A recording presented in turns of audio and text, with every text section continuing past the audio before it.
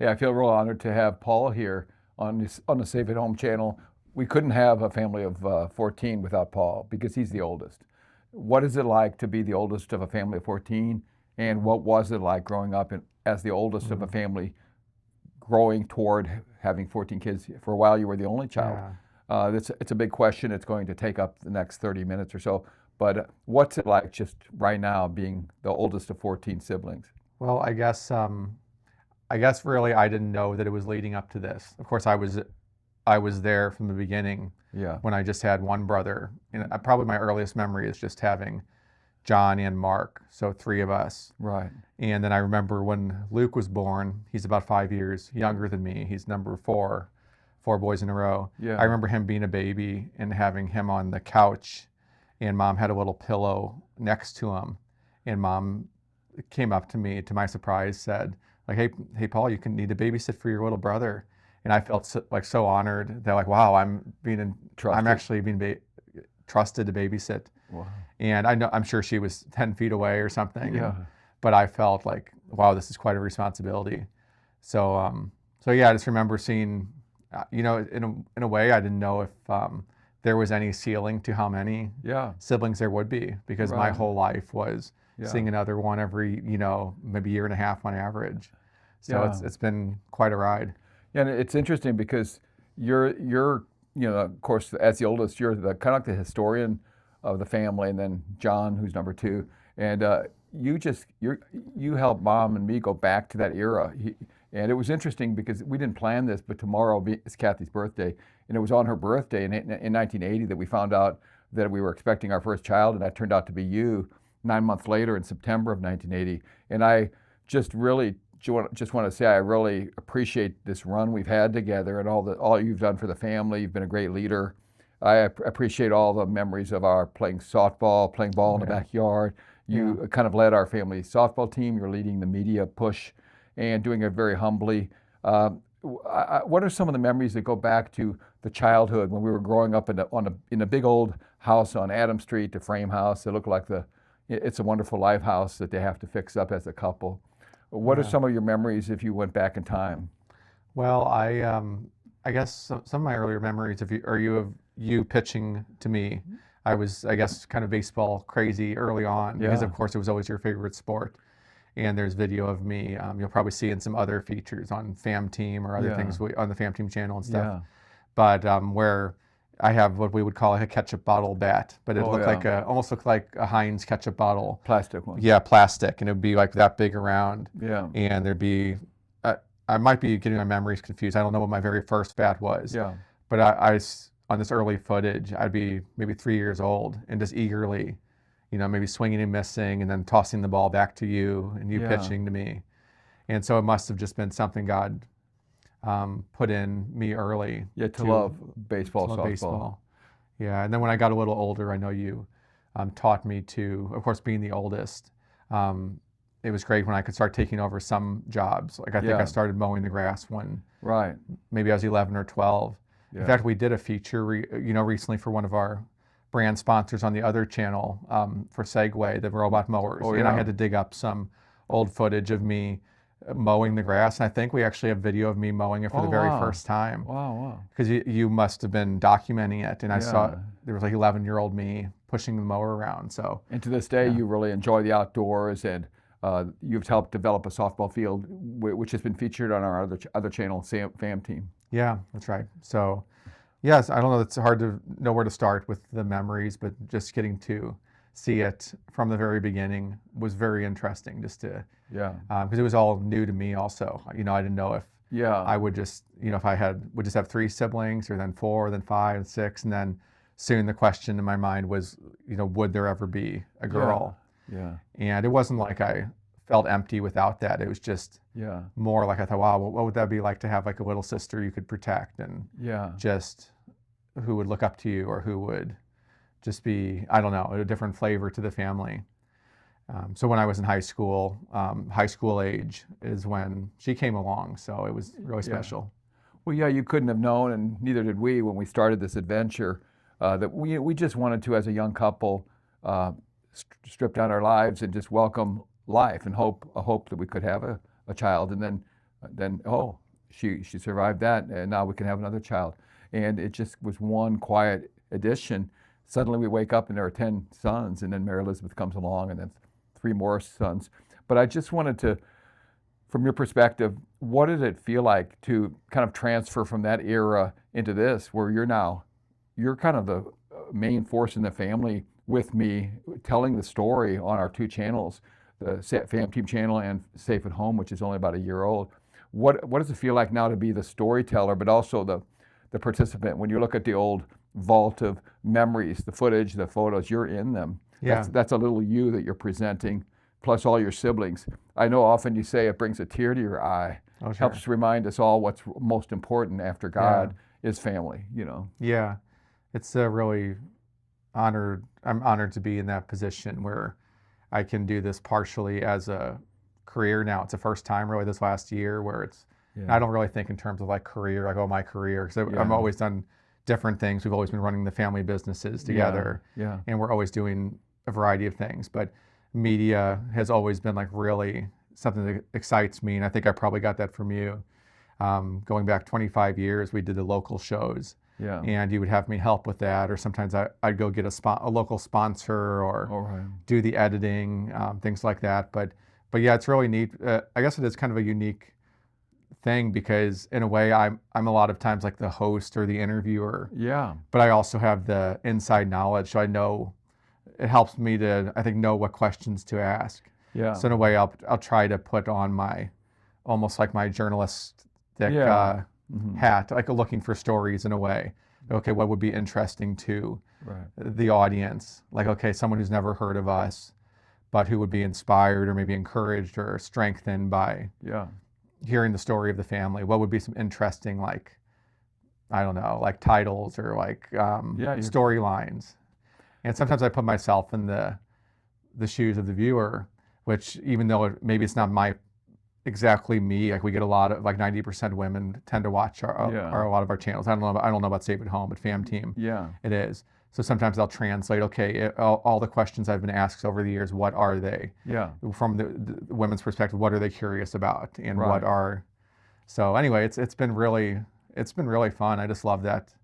And also it means so much to me just being, because it's my family. So it's like, it's like the most important thing. That's the main part of it. Like, I don't think it'd be as fun for me if I was just randomly covering somebody else and being, engrossed in that all the time, because this is like my story too. Yeah. So. And also it seems to be that you've discovered what Mom and I have learned over the years in doing interviews, because I was in journalism even in the late 70s before we were married. We were married in 79. I was editor of some small newspapers and would go places, take pictures, and I had a St. Louis Cardinals season pass in the late 70s, and I was interviewing Christian members of MLB, and I began to see, oh, they're just like us. They're just like, we always are humanly, I think our flawed nature looks for superstars or heroes, even in the Christian world, and you realize it boils down to God and just meaning in your life with God and with family usually. And if you don't have a biological family, some sort of family that's planted in our hearts. And so we have found, and you're really good at this, is keeping our content really simple and down close to the heart, because some people, I think, we were even talking beforehand of how to set up, how to stand, and we kind of shrugged like, oh, we don't have to impress anybody. These are real people out there. And the more you don't try to be slick, the more you relate to people. And I think you're just really good at relating to people instead of talking at them or trying to impress them. Oh, sure. Well, it's probably just something I developed over the years. And at a pretty young age, like I think at age 16, I think you taught me to do the video depositions for the family business, the court reporting business.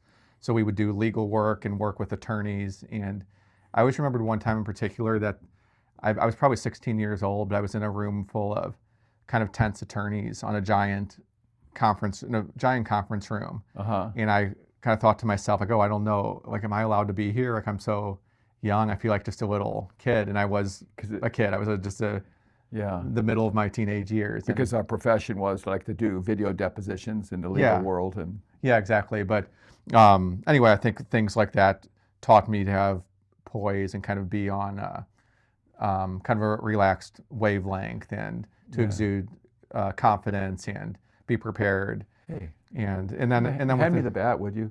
Oh, it's right around the corner. I'm going to Oh. be. That's Caleb behind sure. there. Yeah, It's but on, I was it's on the couch. I forgot what I was leading up to with that, but Well, you were saying that you were very just people are real, even in a legal setting or real official setting.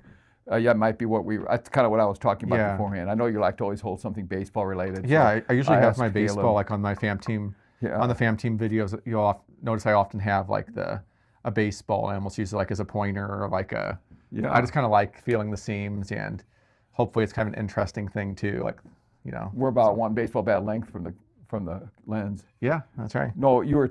I didn't mean to interrupt, but you were saying, at a young age, you were helping out with our profession, which would be covering events for attorneys, court reporting, and legal video. And you got thrown into it early, and you were surrounded by kind of in a very official, professional atmosphere. And then shortly after that was when you did the local TV show. It was, of course, before, really, practically speaking, before the internet. Like there's no online video or no Facebook, no YouTube, nothing like that. So it was just the local time that we bought on a TV station. Yeah. And I would get some sponsors. I'd call around, and I remember this one computer shop. They were like one of my juiciest sponsors because they would do the long ones. They had like a 3-minute, 5-minute, 9-minute package. I forget that. Yeah. Yeah, and in hindsight, like I probably would have structured it a little differently because then when they would take us up on it, then I would have to like talk to somebody for 9 minutes about computer repair or something. Yeah. And in fact, I remember with that particular guy one time, I would usually like set up the sponsors, and then you and Mom would actually do the interviews. Yeah. But I think there was something at the last minute where I had to fill in and talk to this computer guy who had paid for a premium package. And he just kind of droned on for like 9 minutes about, I'm not like criticizing him, but like I wasn't good at interviewing. Yeah. So I learned from things like that too, how to make it interesting for the audience, not just, so I don't know, I think I just learned a lot along the way. And so really I'm doing the same things now in a lot of ways. It's like, making content, hopefully being interesting, inspiring, and then I do like our brand deals and partnerships and things like that. So it's been a lot of fun. Well, and also I find that what helps us with the folks out here is I like to ask questions when people are in person. Just interview people. If you ever feel uncomfortable with people, just sort of interview them, ask them questions. Yeah. That's all we ever did with starting in the late 70s, interviewing the MLB players and just different people who covered us, and sometimes national media stories, they would cover us, or we drove to New York to be on the old Montel Williams show, or on TLC covered us here for several days. But you realize, just love people as they are. It doesn't matter station in life or anything, and everybody is a former baby. And we were all babies not that long ago. And I just think you have a good knack for producing media because it connects with hearts, connects with lives, family lives, and a good job. Oh, thanks. But yeah, I've just noticed if you ask questions, people will tell you, like, reveal a lot about themselves. Like sometimes I guess I find myself thinking like, okay, what makes that person tick? Like, what are their motivations, or what are they thinking about now, or what are they? Just if I don't know anything about what they do or the topic, I just ask questions, and pretty quickly, and maybe what they say will lead to another. Like they'll say, oh, like I'm in the whatever oil refining business or something. And I say, oh, okay, how does that work? Like, how do you refine it? Like, how do you start in that? And then, I find myself doing that a lot, just interviewing people even off camera. And even having to actually, having God in your heart, Jesus, the love of Jesus tends to, people sense that you really do care. Because I've seen you at some, like just running into one of the quick shops for one of carbonated beverage, Sure. You go for cherry squirt in Diet Coke, right? Or I usually get the Diet Mountain Dew about 2/3 of the way filled, and then I'll put like some cherry slushy instead of ice. Okay. And maybe a little squirt of like Pib or some non-diet soda. But I do mostly diet, so it's usually around, I estimate around 75 calories. So it's like a little treat, but it's not just 500 calories of sugar water. So. Yeah, sure. It helps keep you in training and keep very active as you are. Yeah. One other thing that we're doing is we're working out in the woods. You love the outdoors. We created a softball field. Yeah. You can check out the feature over on the Fam Team channel. Yeah. And we'll put a link in the description if you guys haven't seen that. But it's really been fun. And just working outdoors with we have some woods that are very rugged with, big hills and valleys and creeks. I've enjoyed working with the tractors, working these roads, putting in culverts, kind of making it so some of our guys live close by and they can use those roads that we made through the woods to save a lot of roundabout driving. And just what I wanted to really say thank you is that your love of family is very important. You're very talented. You could take that passion, you could take those talents elsewhere, but you've chosen to stick with the family business and have encouraged me a lot of times too. We rub off on each other, and iron sharpens iron. Yeah. Well, you've been so encouraging to me and taught me so much over the years that it's, it just feels good to be like a player on the team and to especially lately, last few years, I've really gotten to do a lot of the things that develop a lot of the things that I feel like I was the best I can tell, the things I was put on earth for. And just like you're doing the things you are, and with the writing and Vine Valley and the different things you've talked about for decades. And so it feels like they're kind of intersecting with a lot of the passions in the family that we've seen over the years. So one thing that you love to do, like we do, you've come on many of our family trips, even though everyone's an adult. Kathy and I, when we travel in the RV, people will hook up with us, sometimes meet us a few days later, driving there, flying in, taking a train even. And it's been, what do you tell them a little bit about, we've been able to take family trips a lot in the last 26 years without really spending much money. There are a lot of down-to-earth places. We've managed to go to all the contiguous states, and some have gone to Alaska and Hawaii, but and we've got to go to the maritime provinces in Canada. Yeah, it's been a lot of fun. Starting in the year 2000 is when we went on our first family trip, and of course you're not seeing it, so it's hard for you to visualize. But if you go to our Fam Team channel, you'll see we did some videos on some of our trips. And a lot of that footage shows up. Like the Finger Lakes area of New York is something really special to us. I mean, we've probably been there 25 times or something, or 20. I don't know, because we did a lot of filming there for the project you're doing, the independent film you're working on. Upstate New York. Upstate New York. It's kind of near Rochester, if you look for like Canandaigua, New York, or Geneva, New York, those areas. We spent a lot of time. But it's been so special. And then 2020, jumping all the way to 2020, we went out west. And we did an episode about that too. But that was just really special, having the RV that you and Mom have. It was your idea. I guess we kind of, I remember we talked about it, and then getting a phone call from you one day saying like, let's go for the big RV. And it was during COVID, and we went out. It was really memorable. We went out west, and things were already so quiet out there. And with COVID, sometimes there'd just be like a completely abandoned gas station. It was just really, really memorable. We have a lot. I'm sure we'll do some more features on that at some point, because it was pretty crazy as a family of 13 sons, one daughter, kind of experiencing these areas of the West for the first time. I remember we were traveling through Nevada, actually, a very lonely stretch where they were warning you not much gas or any kind of facilities. And we wound up spending the night in a canyon that had rattlesnakes nearby. And it was a beautiful place. Scorpions. And it was an open canyon. It was actually technically a state park, but it was just a very rugged, like you see in a Western. And that was great. That was so much fun. And now with the sisters-in-law and the grandkids, it's been kind of a whole different. It almost feels like the movie you grew up watching. It's a mad. Let's say Four Mads. I think it's a mad world from the '60s. But we always enjoyed that. But where like all these people are coming from different directions. Maybe one guy is on a bicycle. I think it was Jonathan Winters was on a bicycle, and then a girl's bike. And then somebody else was on a broken down plane. Somebody else was on a that's right. All these other ways of getting to a place, and that's what it feels like with our trips sometimes, because you might get this person's flying in from work and a job in Chicago. This person's flying from here. This person is caravanning with this group, and this person's with a crying baby for 10 hours, or just like all these different. It's really been entertaining to see. Well, it's meant a lot, because this last trip, for example, we went to Maine, and then crossed over into Prince Edward Island. We as a family had first been there in 2007, went to Nova Scotia, on the way back, you flew out of Boston, which Yeah. I see. Yeah. Nice. I guess that's where you got that. I got this from the site of the Boston Tea Party, Okay. right there on, I forgot what street that was on, but it was right there at the site. And then Mom and I continued on home from Nova Scotia, from the Peggy's Cove area, Lunenburg, and then Mary Elizabeth and Peter decided to go up through Quebec and come home. Yeah. So we all arrive differently, and then we spend the time together when we can overlap.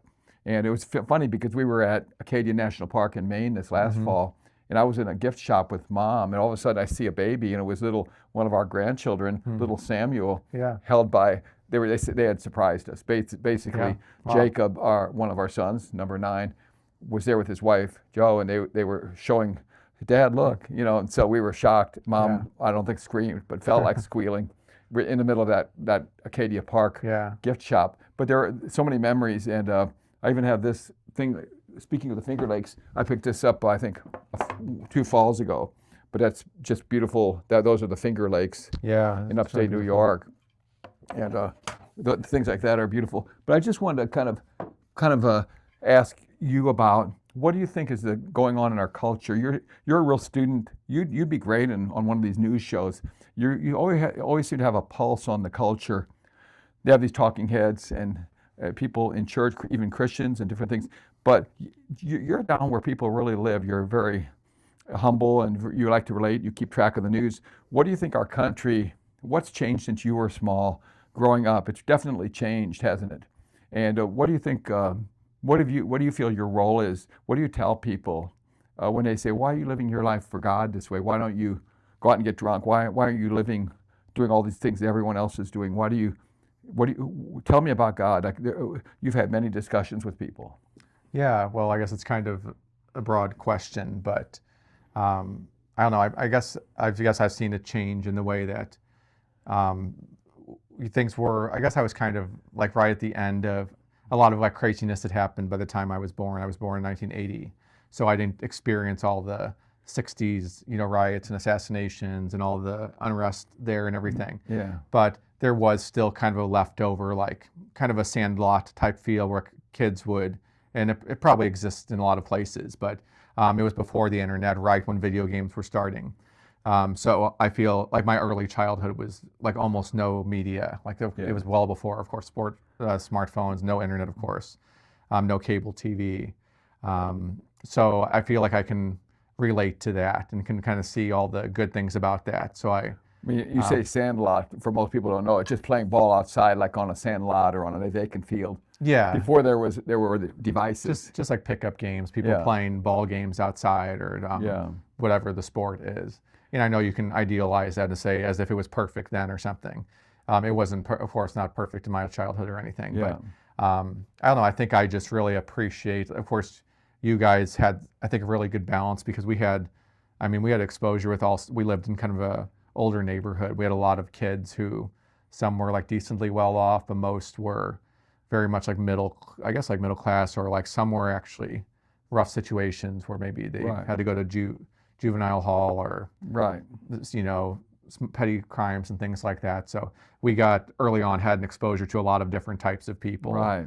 But also you guys built such a strong core with us, I think, that it helped that we had our own like internal peer pressure too. Yeah. Where like if the neighborhood kid was trying to say, hey, why don't you like come party with us? Why don't you do such and such or whatever it is, you would have like the good kind of peer pressure in your family. It's like, oh, well, the people I love the most are not impressed with that.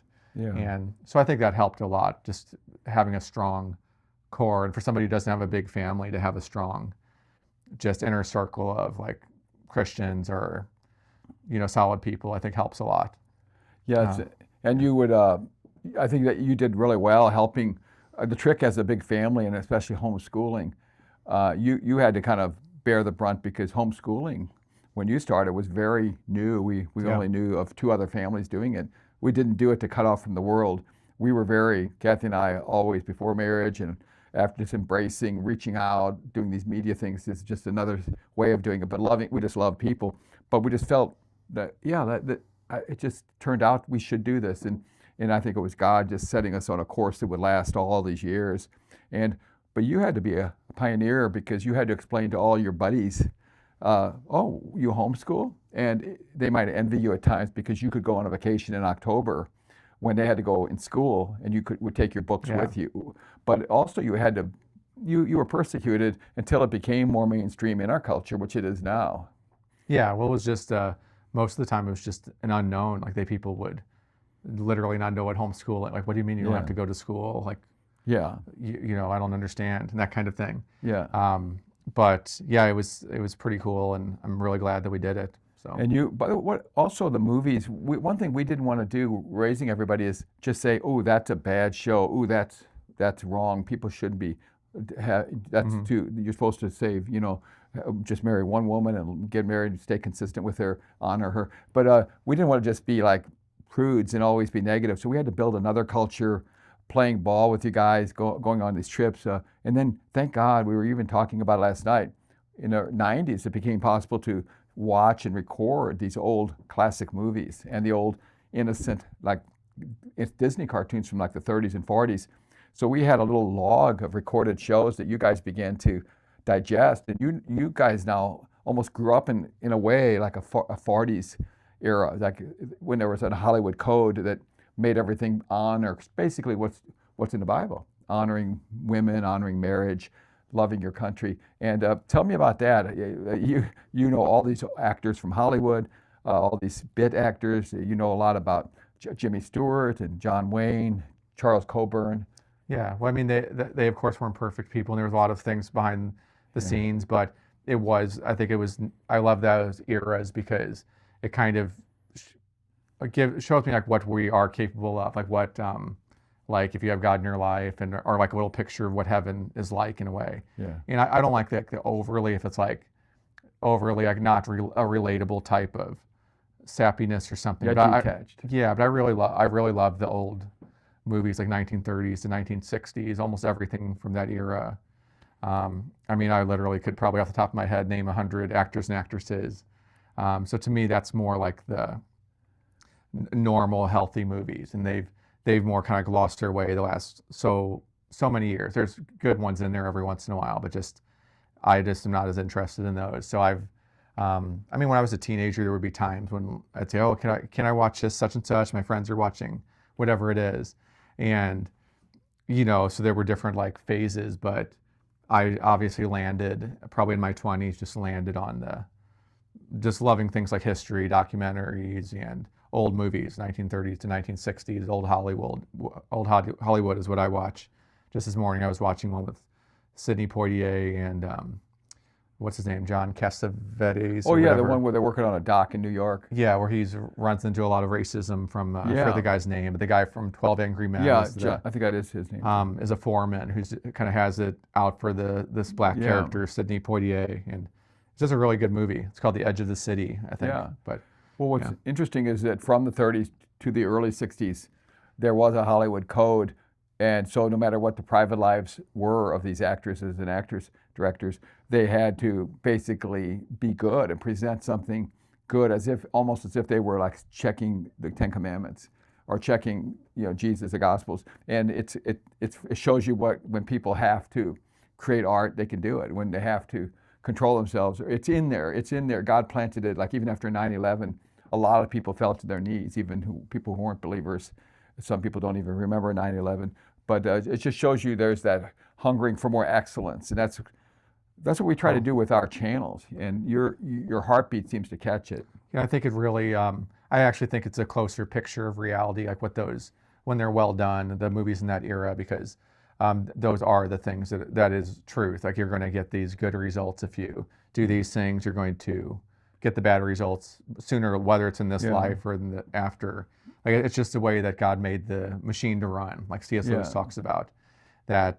You can't help it. Like if you don't put oil in it, it's going to burn up and not work right. Yeah. That's just how it works. So it's not, to me, it's not anything like idealistic or anything. It's just a good picture of reality. So Yeah. One thing I wanted to ask you also is what do you over on Fam Team when you do videos? mhm. What are some projects that are kind of come out recently on Fam Team and that you're planning to do soon on Fam Team?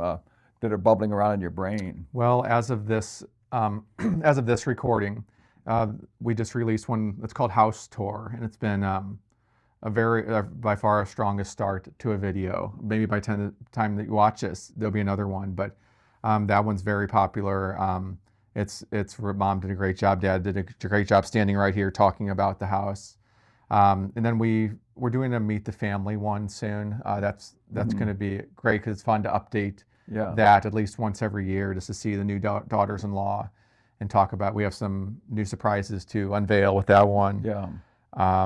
We're about to do I guess what we call like a podcast, but more like a sit down thing where we sit down and talk about different topics about the family. And so those are really exciting. We have some sponsors that are very organic to what we're doing that I'm excited about. So this spring, I've just been counting down the days this spring for all the things that are going to happen here outside with the new trees coming in and all sorts of things for the outdoors. I appreciate, speaking of outdoors, all that you've done to keep our two machines. We have a John Deere skid steer and also a tractor, a New Holland. And right now, both need some repair, but you've helped so much braving the cold. And that one day we had to jump the New Holland. I have to go out there to jump it again today.